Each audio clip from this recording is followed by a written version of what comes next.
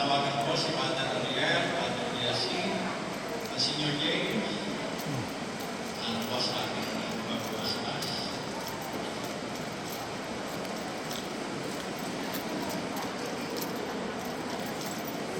Pakapis naman na si Senior James.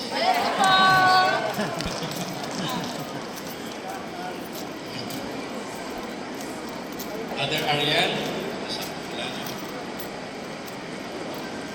Okay. Tumayo ang Panginoon, sumayin kayo, kapangyarihan Diyos Ama, Anak, Espiritu Santo. Amen. Amen. Muli po, maraming salamat, magandang hapon po at ingat po kayo sa Maraming salamat po sa lahat ng pagiging bahagi ng ating makasaysayang pagtitipon ito.